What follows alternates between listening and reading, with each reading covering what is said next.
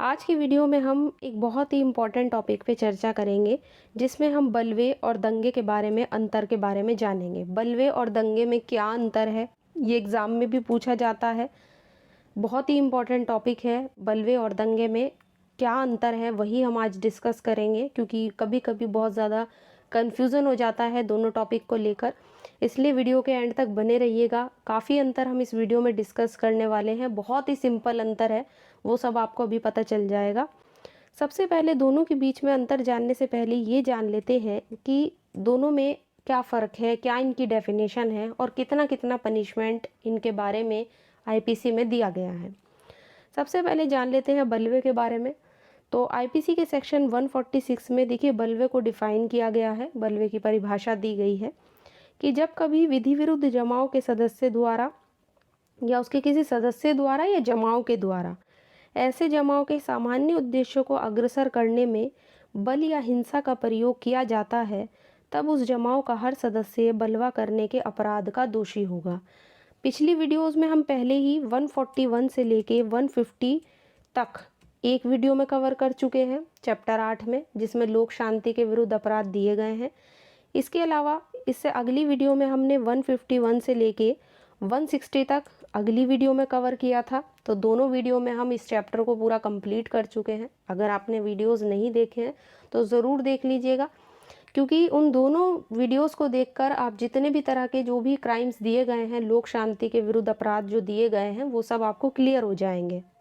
तो देखिए, जब विधि विरुद्ध जमाव के द्वारा या उसके किसी सदस्य के द्वारा सामान्य उद्देश्यों को अग्रसर करने में बल या हिंसा का प्रयोग किया जाता है तो उसे हम बलवा कहते हैं।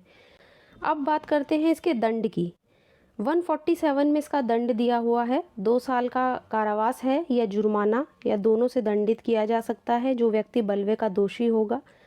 इसके बाद जानते हैं दंगे के बारे में। इसकी डेफिनेशन दी गई है आईपीसी में सेक्शन 159 में, जिसमें दंगे को परिभाषित किया गया है और कहा गया है कि जब 2 या अधिक व्यक्ति लोक स्थान में लड़कर लोक शांति में विघ्न डालते हैं या उसको भंग करते हैं, तब कहा जाता है कि वे दंगा करते हैं। तो दंगे के लिए 2 या 2 से अधिक व्यक्ति होने चाहिए। इसके अलावा इसकी जो पनिशमेंट है वो दी गई है सेक्शन 160 में, धारा 160 में। कितना दंड है? 1 मास का दंड है या जुर्माना या दोनों। तो यहाँ पे हमने दोनों की डेफिनेशंस भी देख ली, दोनों के बारे में पनिशमेंट्स भी देख ली। अब बात करते हैं दोनों के बीच में क्या डिफरेंस है इसकी। सबसे पहले बात कर लेते हैं बलवे और दंगे में अंतर। देखिए, वैसे तो अगर हम आम तौर पे बात करें तो दोनों ही जो अपराध हैं, चाहे वो बलवे का अपराध हो या दंगे का अपराध हो, लोक शांति के विरुद्ध ही दोनों ऑफेंस या क्राइम है। लेकिन फिर भी दोनों में कई सारे अंतर हमें देखने को मिलते हैं। सबसे पहला अंतर है, दंगा एक सार्वजनिक स्थान पर किया जाता है, यानी एक पब्लिक प्लेस होना चाहिए जहाँ पे आमतौर पे लोग आ जाते हैं, आमतौर पे लोगों का आना जाना है, जिसे हम पब्लिक प्लेस कहते हैं। वहाँ पर दंगे का अपराध के लिए स्थान दिया गया है आईपीसी में, सार्वजनिक स्थान। जबकि अगर हम बात करें बलवे की, तो बलवे की डेफिनेशन में ऐसा कोई जो है स्थान की बात नहीं हुई है। तो इस तरह से बलवा जो है वो एक पब्लिक प्लेस में भी हो सकता है और एक प्राइवेट प्लेस में भी हो सकता है, यानी निजी और सार्वजनिक दोनों स्थानों में बलवे का अपराध हो सकता है।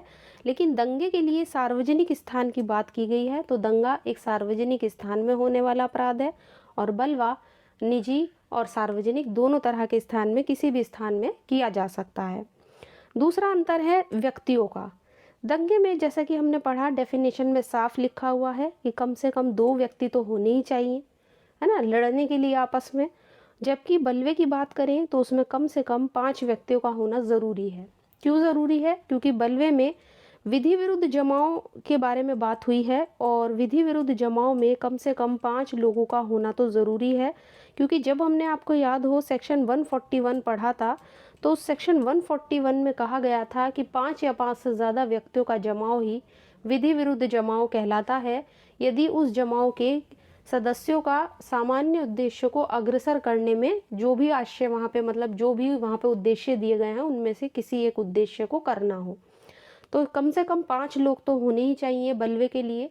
और विधि विरुद्ध जमाव जो है वो बलवे में कब कन्वर्ट होता है? जब उसमें बल या हिंसा का प्रयोग किया जाता है। तो यहाँ पे कम से कम 5 लोग होने चाहिए बल्वे के लिए। इसके बाद तीसरा अंतर है, दंगे में विधि विरुद्ध जमाव नहीं होता, बल्वे में विधि विरुद्ध जमाव होता है। एक सिंपल जो डिफरेंस है वो ये भी है कि दंगे के लिए ज़रूरी नहीं है, मतलब बिल्कुल भी अनलॉफुल असेंबली का होना ज़रूरी नहीं है, विधि विरुद्ध जमाव हो, लेकिन बल्वे के लिए विधि विरुद्ध जमाव का होना ज़रूरी है।